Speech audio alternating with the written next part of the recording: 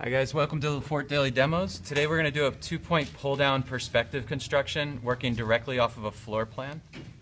And let me take this off. So a lot of times what happens is we have a floor plan, something like this, and we are trying to establish a particular view. We want to imagine like we're looking into the executive office. We can see the desk of the executive office to the left. We can see a little seating or lounge area to the right. That might be a view that we want. So I've created a little kind of perspective viewer here. Basically just a vertical straight line with two lines coming off of it, left and right, at 30 degrees and at 45 degrees. So you can just set up a triangle and your T-square and draw that line, and you can create yourself a little perspective viewer. And you don't have to use anything fancy, just a little trace paper is fine. Helps you navigate and see what you might be looking at. So you can use this in a very dynamic way. You can kind of pivot the paper around, you can pivot your floor plan around.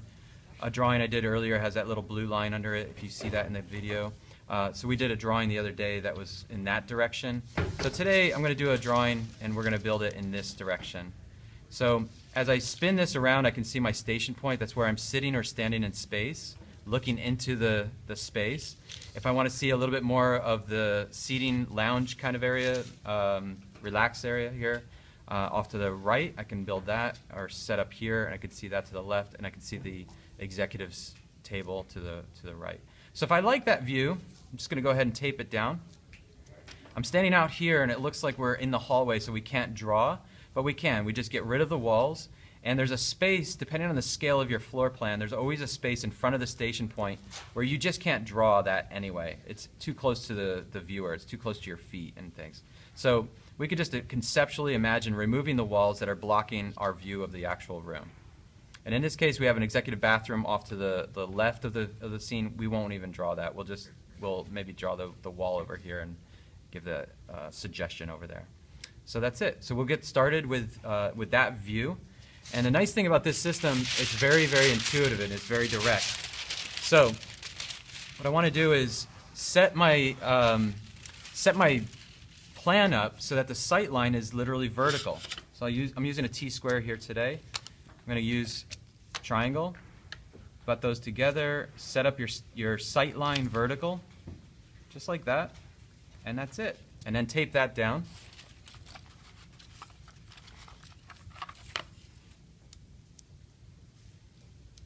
There we go.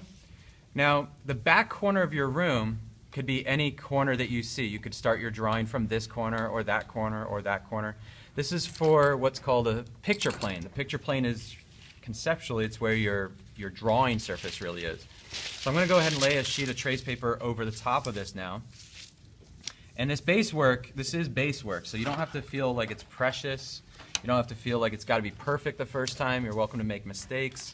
And you're welcome to make it rough because it's just for setting up your view, your scene, you know. So just tape this trace paper down here. So the back corner of my room in this system, I'm going to choose to make the farthest corner in this case, which is that one. But again, it does not have to be the farthest one. It could be this column right here in the foreground. And I'm even debating right now doing it that way just to mix it up a little bit. But in fact, maybe I will do it that way just to mix it up. So in this case, I'm going to use this corner. I've changed my mind here in the middle of the video, but I'm going to use this corner as my vertical measuring line corner for the room. So what that's going to do is prepare, I'm going to draw a horizontal line across here. That's my picture plane. So I'm going to label that PP for picture plane. This corner is the only time that the drawing in perspective is going to match the scale of the floor plan. So I know that this floor plan happens to be at 3/16 of an inch. I made a video yesterday where I made a mistake and used 3/8 inch of a scale. So I'm going to replace that video with this one today with the correct scale. If I mix up the scale of this, then what happened in the video yesterday is that the height of the space is just too tall in proportion to the dimensions of the actual room. So given that corner, I take that corner down below. So that corner is just going to come down here somewhere. And you want to just work with wherever you have room to work on your perspective down here. So that's going to be my vertical measuring line down below in the perspective. I'm going to try to make sure I'm in the video, in the camera viewer. I want to make sure I'm not outside the viewing space. So I'm going to give myself a horizon line here.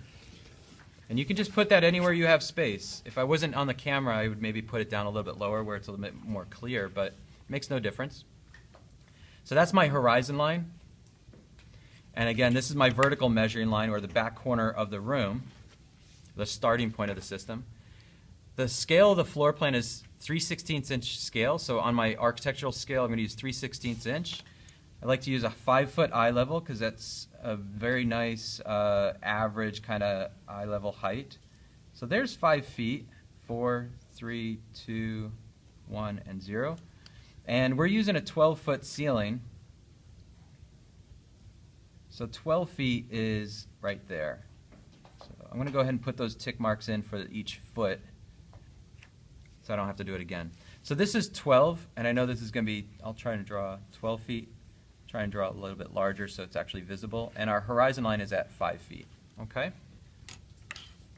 From here, all we need now is to establish vanishing points. And we have a great little direct system for doing this. I'm actually going to change color for the vanishing point lines. You find the major geometry of your room. So in this case, I'm going to start with the right wall. This wall, this wall. Those are both parallel. You can choose this wall. This is parallel to that. Any of these walls are parallel. I'm going to go ahead and set up my triangle aligned to that wall. I block it with another triangle. It gives me a sort of a base. I can just slide this triangle over to the station point right here. And this line is parallel to those walls. And where that intersects the picture plane, that's going to come down and become our vanishing point. So that's going to be our left vanishing point. While I'm set up, I'm going to go ahead and rotate this. That's 90 degrees, and that lines up with my left walls. So again, in perspective, this is not an amateur or beginner's perspective assignment. This is when you're getting a little bit more advanced. You're familiar with the rules of convergence and foreshortening. So now the same thing. This perpendicular geometry comes off of the station point, goes out to the picture plane. Where it intersects the picture plane, it's going to come down and become our horizon, our vanishing points on the horizon line. Remember, your vanishing points are not on the picture plane. Your vanishing points are on the horizon line down below here. Okay? So I just do a cross line right there. I don't make a big dot bubble or anything like that. Keep it a nice crisp intersection like that. That's a much more precise intersection than a big wobbly dot or something. Okay? So now I've got vanishing points. I've got my vertical height of my space, my room that I'm starting with. So 0, what that means is that's where the floor is coming out towards us. So off of the right vanishing point, the floor is coming out towards us this way. That representation is the ground plane here. I actually could have drawn it a lot shorter than I did. Same thing off of the left vanishing point, coming forward, or in this case, I need to go backward away from the picture plane. So I need to go this way this time. I'm actually going to do that again over here. I'm going to go that way a little bit. So I need to go away from the picture plane in this case. Make sense? Up at the ceiling, it's the same thing. I'm going to go towards the vanishing point in this case, away from us, away from that measuring line, that column, and I'm going to go away from us that way as well. Okay? So now I need to map some other, I've got basically a representation of this plane, which is right here, defined by the ceiling and the floor. I've got a representation of this plane, which is defined by the ceiling and the floor as well. I need to figure out how far along this line until I get to this other plane now. Okay? So I don't have anything else to go by. So this is where you kind of fall into a sort of a routine, which is really convenient about this system. You go from the station point to the point you're trying to plot, which is in this case here. So you draw a line between those 2 points, And you don't need to draw the line, but you need to know where it crosses the picture plane, which in this case is right there. And that creates the visual foreshortening in the perspective down below. So that intersection on the picture plane comes down, and it's right there. So that tells me that's where this right wall emerges from. So I can come back to my vanishing points, and I can come outward in the space towards us. So that's the right wall emerging over here. And there's some columns that we're going to do. I'm going to go ahead and put a big circle around this and just call this vanishing point L and vanishing point R. And I'm going to label our vertical measuring line as well. I know that in the video those might be really small. I don't want them to be obnoxiously large, so hopefully they can be still legible or readable when you're watching this at home. We're going to go ahead and do the same thing for this other corner over here. So that point to the station point, try not to get confused with your drawing, don't worry about it. The station point is here, that corner is there, it crosses the picture plane there.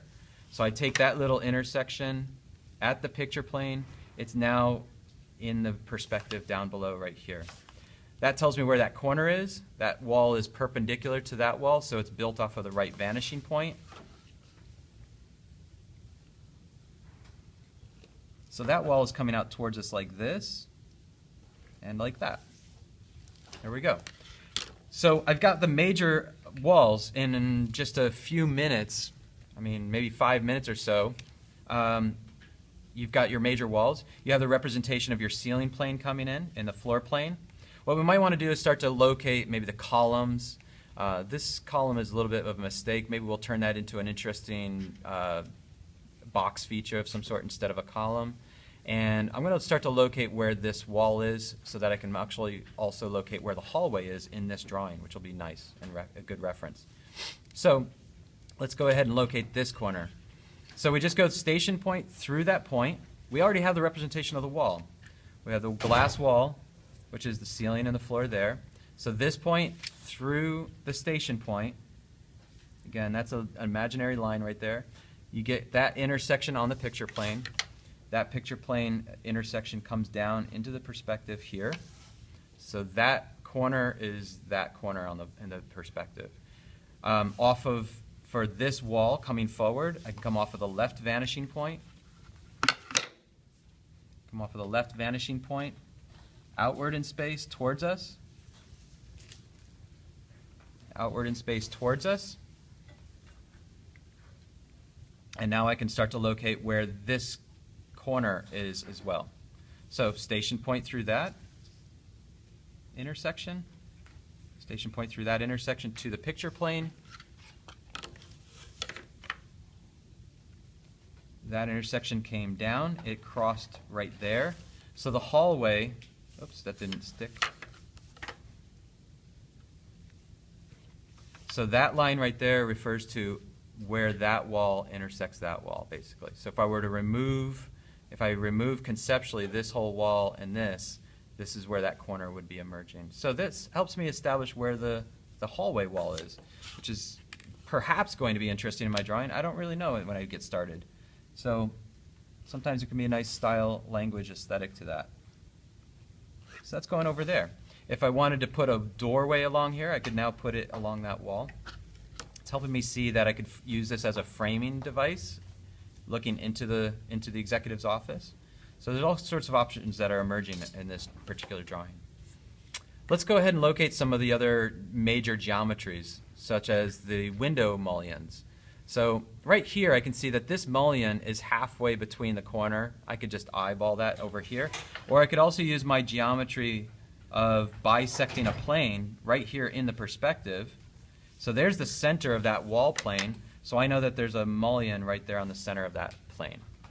I can also measure the column. If I really need to be particular and specific, and I'm not that good at eyeballing it or guesstimating it, I can just come back to my station point and strike those lines. Where those intersected the picture plane, that's the width of the column right here at the corner. And the better, the more you do perspective, the more you can also approximate and eyeball things like that. So this little window mullion, I'm going to go ahead and add a little bit of width to that back in the distance. That's the width. The dimension of the thickness of this glass would go off to the right vanishing point in this direction. So remember, all geometries like boxes and things have 3 edges that we see usually, right? So I'm now going to take the dimensional thickness of that, go to station point, to the picture plane, take that intersection and bring it down. It's very, very narrow. I think aesthetically I'd like it to be a little bit deeper. I'm going to go ahead and render this a little bit darker so you can see the sort of the plane in the camera.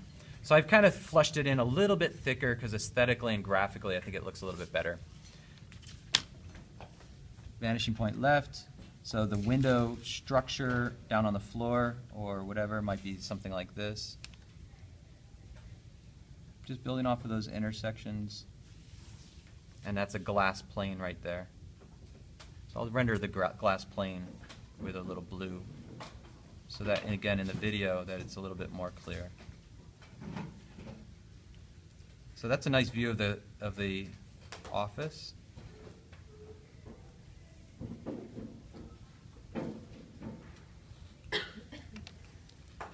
Okay, so let's go ahead and locate this other column. There's another column right there, corner column. Looks like it's going to be blocked a little bit by this boxy object right here, but that's okay.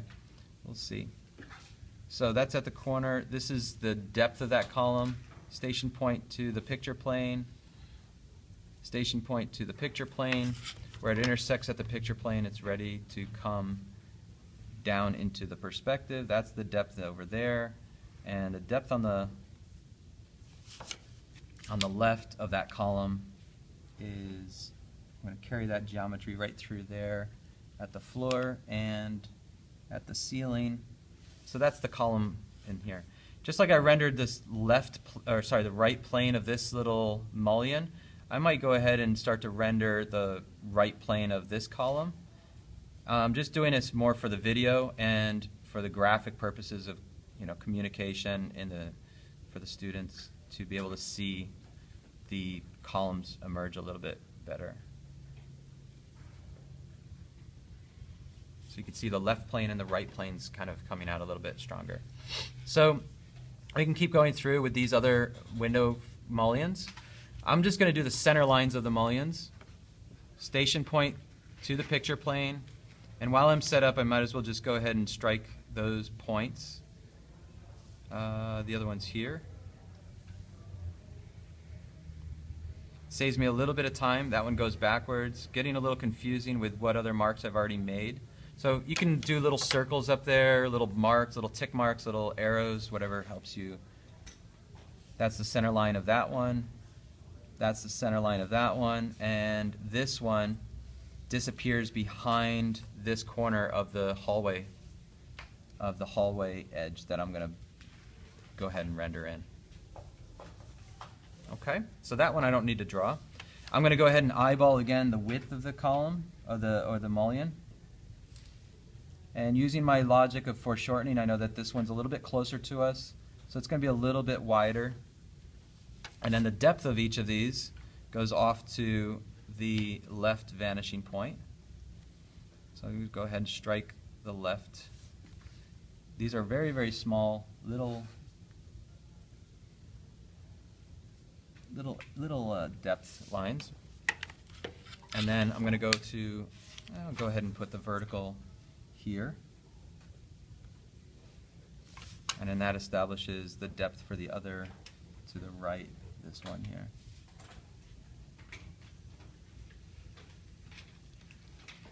Very, very thin, very sort of far away in the drawing, no problem.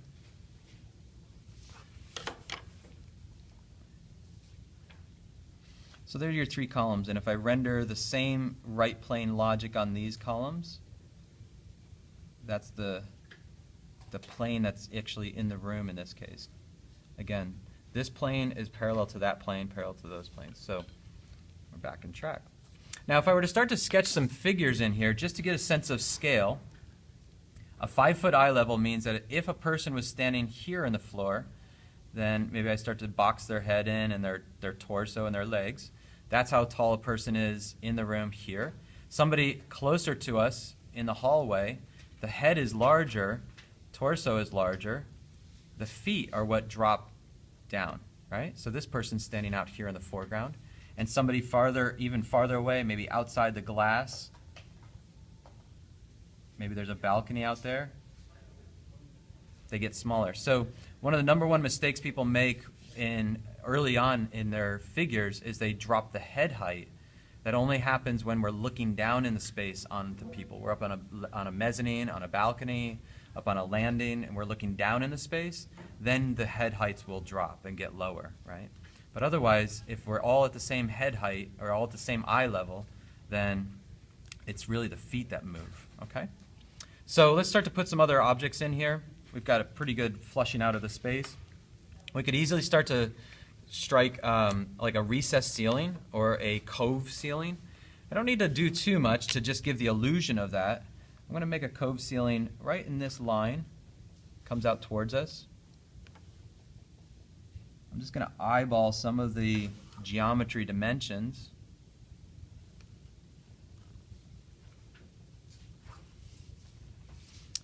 I'm going to make this cove stick up into the ceiling a little bit. And that means the box is visible on these planes. And it sort of disappears there. So this will help the viewers on the video see this vertical plane and another vertical plane right here. And I'll let that one fade off so that there's a little bit of contrast there between those two planes. So that's a little cove ceiling, and I can now start to put recessed lighting in there, like little ellipses. Go back to our basic ellipse logic. Start to put that in. So I can also start to look at where the light direction is off of these, kind of vertically coming down. I like to then create a little cone of symmetry off of that. So I'm starting to kind of imagine this space kind of come to life, even before I built the desk and all that kind of stuff. So let's go ahead and do the desk. So the hardest thing for people is a lot of times is navigating a floating object. So if we look at this desk, it's really sort of two circles with a tangent. So there's a lot of different ways you can kind of imagine this or figure out where this is. The number one easiest way to approach it is you have to take your geometry back to something that you know. So if you know where the wall is, in this case I'm going to use the left wall. I'm going to change to the graphite pencil. The tangent of that is intersecting the wall here, right? Here and here. And the opposite direction is here and there. So if I create myself a little box, I now have 4 valid points on the wall in which I can bring those valid points down into the perspective and locate where that box is. Okay? So we just go, again, we can't take a floating object directly into the space because I don't really know. I could eyeball it. I could see where the center line of this mullion is right here, and I could see that the desk is approximately on that center. So I could come out from the left vanishing point here, go through that column, and I can definitely tell that it's somewhere in here, right? But I may make a mistake still, so this is a little bit more precise. If I take these points that I've already plotted, vanishing station point to the intersection on the wall gives me these intersections on the right wall and the left wall. And again, anything in front of the wall goes back to the picture plane. Anything behind the picture plane comes forward. Okay, so I did this video a little differently just to show when you're working forward and backward of the picture plane what that means. So each of those intersections can come downward into the perspective. The right one here intersects there in the drawing. I don't need marks at the ceiling level because this is just a desk, so I just need some guidelines on the floor. Intersection there and intersection there. So I've made little tiny points. I recommend when you're watching the video at home, watch it in full screen mode so that you can see the details and the definition and all that kind of stuff a little bit better. So that box right there corresponds to that box on the floor. And now I need to build a little bit of height because I know that a desk is approximately 28 inches high. So I'm building some vertical height to imagine the height. If this is 5 feet, this is 0 on the floor, that's 5 feet. So I know it can't be that high. I could take the height of this leg. If that's 5 feet, if I find the center, then I know that's 2.5 feet. 30 inches is very, very close to 2.5 feet, or 28 inches is very close to 2.5 feet. So I can just come down a little bit. But I could also measure a little bit more precisely too. So I can go back to my vertical measuring line over here. That's 1 feet, 2 feet, 2.5 feet. I can carry this dimension along the wall where it intersects that line right there. I can now come outward from the right vanishing point out in space right there. And I got roughly the same dimension. So the height of my desk is here. Take your intersections back to the opposite vanishing point.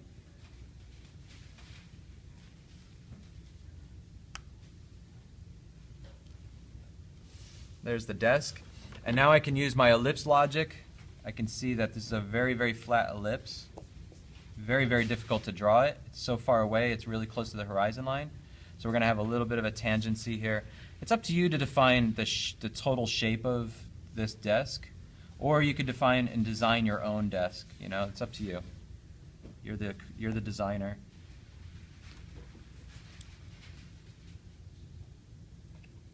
And we'll render a little bit of core shade light logic into this so that the viewers can see the form.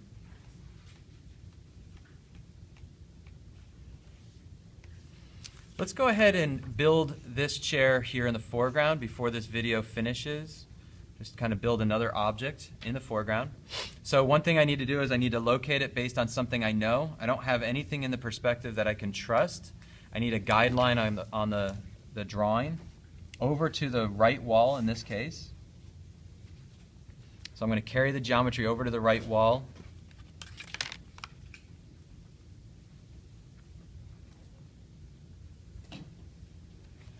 That's there and there on the right wall. And I can take the opposite direction as well. To the left wall is all the way over there and there. So it gets a little difficult to find your marks. That's no problem. Give yourself a little mark on that you can locate. So I'm going to just station point through the intersection on the wall. It crosses the picture plane there. Same routine over and over. Over in this side, it's here. I circled them so I could find them again. Turns out to be right there. I'm going to do a little double mark just so I can find it again later. A little arrow. I'm putting myself a little tick mark arrow. So that little intersection comes down, crosses the back wall of the room there, crosses the back wall to the left there.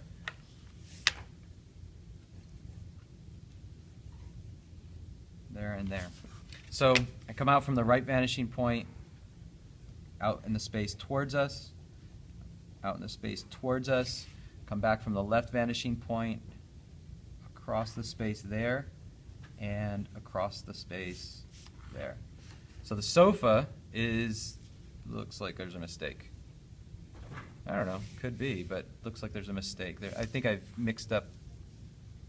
Oh, I mixed up a dimension right here. So my intuition was right. I got my little tick marks confused. There's the tick mark for the other side. Redo that little intersection right there. Correct it.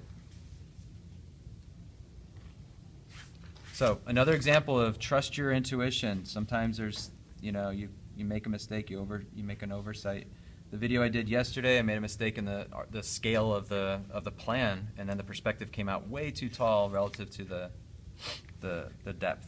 So what's the height of this sofa? We can make an approximation that the arms are 30 to 30, if it's a high back, it could be 36 inches.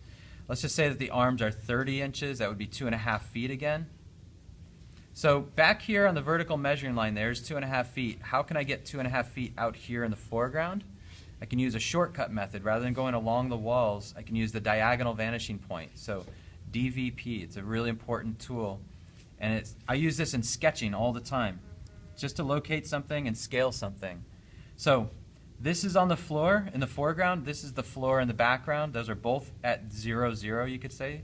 Floor level 0, 0, finished floor level. You draw a straight line between those two. Where it intersects the horizon line, you have a valid intersection. And that's your diagonal vanishing point for this vertical edge of the sofa or the armchair, whatever it happens to be. 2.5 feet is right there on the vertical measuring line. So you come back out from the vanishing point, and where it intersects in the foreground, that's 2.5 feet. So now I can finish building my box. And I can probably eyeball the depth of the arms and the seat back and things like that and kind of flesh in intuitively what feels like the depth of the arms. So I'm going to make this farther arm a little bit thinner, in other words, foreshortened a little bit. The one towards us a little bit thicker, the seat back a little bit like that. And now I can start to flesh in the armrest coming down. And that's my sofa. Most sofas do not sit directly on the floor, so maybe I just lift it up off the floor so I can actually put some legs under it. I could set those legs back. They don't have to be here. In other words, they could be back here a little bit. So I can start to make some design choices and things like that, but that's really all I'm going to see in this case. I'm going to erase this little guideline just so you can see the seat geometry there a little bit better. So I've erased, or I've set the legs back off of the base geometry of the form, right? So the geometry is, now it doesn't look so blocky and heavy. It looked a little too heavy initially, right? If I want the sofa to have a little bit of curvature, I just add my curvatures into the armrests, or I can sweep it underneath, and I can sweep it around here. I can get rid of the hardness and the angularity of the sofa a little bit, right? And that starts to become something I'm going to tackle in the rendering side of things. It's questionable whether I'll see this coffee table right here or not, but one of the nice things is I can set up my vertical, or my station point, and I can take my triangle and I can say, oh, if I draw a line between that and the edge of the sofa, it looks like part of it should leak out into my view. So I can put that into the perspective. I've already got a guideline right here on the floor for the right side of the sofa, and I already have that on the floor right there. So I already have a guideline. I can just plot these 2 points. I'm going to change colors just so you can see it a little bit better. So this back corner hits the picture plane there. The other back corner hits the picture plane there. I now have 2 intersections that I can carry downward into the perspective right there and right there. Off from the right vanishing point, I've got 2 guidelines coming outward like that. So now I have this line coming across the floor and this line coming across the floor. All I need now is the length, and I could just do one of these at this point. So I'll just do this one. Station point through that corner to the picture plane. I'm going to give that a little circle so I can track it, not get lost. That little intersection came down and crosses there, and now I come back off of the left vanishing point. That's the completion of the box. I'll draw some vertical height to the ottoman or whatever. An ottoman might be about 15 inches, so that's about 1.5 feet, a little less than 1.5 feet. So go 0, 0 through this base point of the ottoman to the horizon line. That's a diagonal vanishing point. Come back through the 15 or 18 inch mark. That's 15 to 18 inches there in the foreground. Cuts across like that. Cuts back in space over there. You can see it's peeking out of the sofa just a little bit here. Very, very, very, very thin exposure there. If I had made it a little bit shorter, then it wouldn't peek out right there. If I made it a little bit taller, it would peek out a little bit more over here. And again, I'll lift it up off the floor, add a little bit of like a foot underneath it, and my ottoman is starting to kind of materialize. Okay? So there's some floating objects. We've got a few more minutes here in the video. One of the challenges that students face all the time is a rotated object like these chairs. That's why they are in there and rotated. Let's just go ahead and go with this one, which is a little bit close to that column. And I'm highlighting it here in red. Rotated objects are a challenge, a little bit difficult. It just means that you now have two new vanishing points for the form that are farther off to the left in this case, farther off to the left, and more centered to the right. One thing I can see is that it's very, very close to my picture plane, which means it's probably just straight over from that corner column, which means straight over along that line in the perspective. That makes sense intuitively? So one thing, you could kind of eyeball this. You could also set up new vanishing points. So to set up a new vanishing point, you set up according to the box. In this case, the chair is a box. So there's the plane geometry of the box. I slide that line over to the station point. Station point, intersected right there. And that's a new vanishing point. That's one of the new vanishing points on the horizon line for that rotated chair. I'm going to call that RVP. And this means not right vanishing point, but rotated in this case. Okay. So that for this geometry is rotated. It means that the chair is coming across the space